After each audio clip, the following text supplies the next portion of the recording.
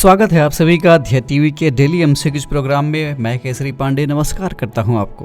तो बिना देर किए हुए शुरुआत करते हैं आज के एमसीक्यूज का। लेते हैं सबसे पहला प्रश्न, पद्म पुरस्कारों के संबंध में निम्नलिखित में कौन सा कथन असत्य है? आपके ऑप्शंस हैं ए, इसकी घोषणा हर साल गणतंत्र दिवस के मौके पर की जाती है। बी, इसकी शुरुआत साल 1954 में की गई थी। सी, ये 3 श्रेणियों में दिया जाता है। अथवा ऑप्शन डी, तीनों श्रेणियों के पदानुक्रम के संबंध में सर्वोच्च सम्मान पद्मश्री होता है।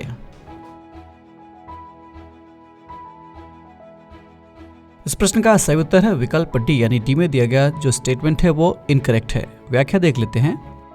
राष्ट्रपति द्रौपदी मुर्मू आज यानी 22 मार्च 2023 को राष्ट्रपति भवन में नागरिक अलंकरण समारोह में वर्ष 2023 के लिए पद्म पुरस्कार प्रदान कर रही हैं। 106 पद्म पुरस्कारों में से 6 पद्म विभूषण, 9 पद्म भूषण और 91 पद्मश्री हैं। पुरस्कार पाने वालों में 19 महिलाएं हैं। आपको बता दें यहाँ पर कि भारत में पद्म पुरस्कारों की घोषणा हर साल गणतंत्र दिवस के अवसर पर की जाती है। साल 1954 में शुरू किया गया यह पुरस्कार भारत के सर्वोच्च नागरिक सम्मानों में से एक है। यह पुरस्कार विभिन्न विषयों अथवा गतिविधियों के क्षेत्रों जैसे कि कला, सामाजिक कार्य, सार्वजनिक मामलों, विज्ञान और इंजीनियरिंग, व्यापार तथा उद्योग, चिकित्सा, साहित्य एवं शिक्षा, खेल, सिविल सेवा आदि क्षेत्र में दिए जाते हैं। ये 3 श्रेणियों में दिया जाता है, पद्म विभूषण, पद्म भूषण और पद्मश्री। गौरतलब है कि पद्म विभूषण पद्म पुरस्कारों के पदानुक्रम में सर्वोच्च सम्मान है और इसके बाद पद्म भूषण और पद्मश्री का नंबर आता है। बढ़ते हैं दूसरे सवाल की ओर। हाल ही में चर्चा में रहे नेटवर्क एक्सिस एसोसिएटेड लिमिटेड के संबंध में निम्नलिखित में कौन सा अथवा कौन से कथन सत्य हैं? आपके स्टेटमेंट हैं। पहला, नेटवर्क एक्सिस एसोसिएटेड लिमिटेड यानी वनवेव यूके आधारित एक संचार कंपनी है। दूसरा, यह कंपनी दुनिया भर में अंतरिक्ष से इंटरनेट उपलब्ध कराने के मिशन में जुटी हुई है, यानी इस पर काम कर रही है। तीसरा, भारतीय अंतरिक्ष अनुसंधान संगठन यानी इसरो ने इस निजी कंपनी के अंतरिक्ष मिशनों को लेकर अपनी कड़ी आपत्ति जताई है। आपके ऑप्शंस हैं ए 1, 2 और 3, बी केवल 1 और 2, सी केवल 2 और 3 अथवा ऑप्शन डी केवल 1 और 3।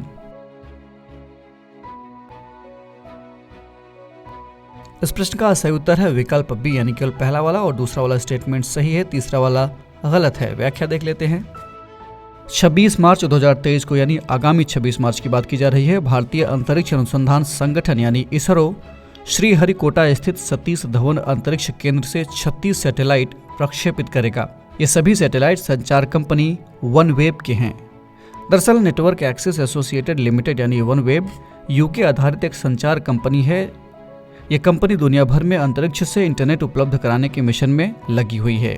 इस मिशन में इसरो भी कंपनी के लिए अंतरिक्ष में सैटेलाइट भेज रहा है, यानी ये कंपनी इसरो समेत तमाम दूसरी जो एजेंसियां हैं उनकी मदद से अपने सैटेलाइट अंतरिक्ष में भेज रही है। उसके जरिए इंटरनेट सेवा उपलब्ध कराने का ये काम करेगी। इसरो द्वारा ये सैटेलाइट कई चरण में भेजे जा रहे हैं। इसी क्रम में जो 26 मार्च को सैटेलाइट भेजा जाना है अंतरिक्ष में, वो दूसरा मिशन है। इस मिशन को इसरो की वाणिज्यिक इकाई न्यू स्पेस इंडिया लिमिटेड यानी NSIL के जरिए पूरा किया जा रहा है।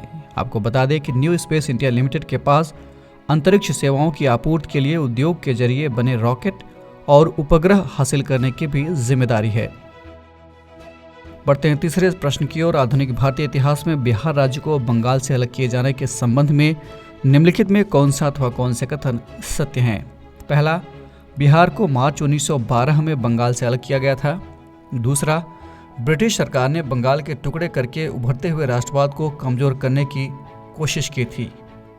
आपके विकल्प हैं ए केवल 1, बी केवल 2, सी 1 और 2 दोनों अथवा ऑप्शन डी इनमें से कोई नहीं।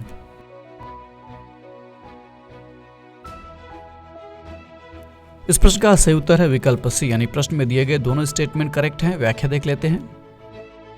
आज बिहार का 111वां स्थापना दिवस मनाया जा रहा है। बिहार को 22 मार्च 1912 को बंगाल से अलग किया गया था।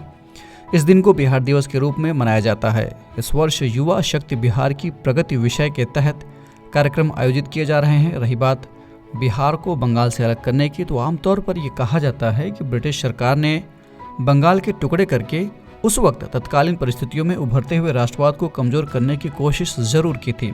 हालांकि बिहार को बंगाल से अलग करने के निर्णय के पीछे का एक और भी कारण था, वो था बिहार की उपेक्षा। दरअसल बिहार उसी वक्त से काफ़ी पिछड़ता जा रहा था। ऐसे में जनमानस की ये मांग थी कि बिहार को बंगाल से अलग किया जाए ताकि इसका विकास हो सके एक अलग राज्य के रूप में। बढ़ते हैं चौथे प्रश्न की ओर। विश्व जल दिवस कब मनाया जाता है? आपके ऑप्शंस हैं ए 21 मार्च, बी 23 मार्च, सी 14 मार्च अथवा ऑप्शन डी 22 मार्च।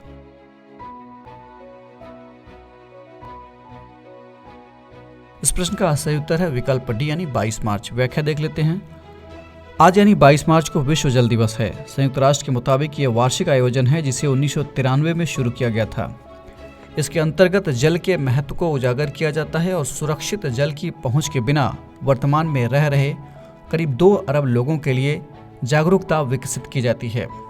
विश्व जल दिवस 2023 की थीम है जल और स्वच्छता संकट के समाधान से तेजी से परिवर्तन लाना। सतत विकास लक्ष्य 6 यानी SDG 6 में भी 2030 तक सभी के लिए पानी और स्वच्छता तक पहुंच सुनिश्चित करने की बात कही गई है।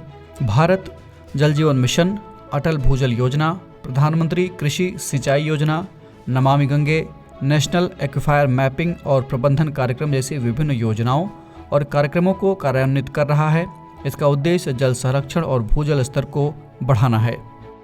बात आज के इस कार्यक्रम के अंतिम प्रश्न की यानी 5वें प्रश्न की। निम्नलिखित में से किस राज्य की विधानसभा ने देश में पहली बार राइट टू हेल्थ बिल पारित किया है? आपके ऑप्शंस हैं ए राजस्थान, बी तमिलनाडु, सी केरल अथवा ऑप्शन डी मध्य प्रदेश।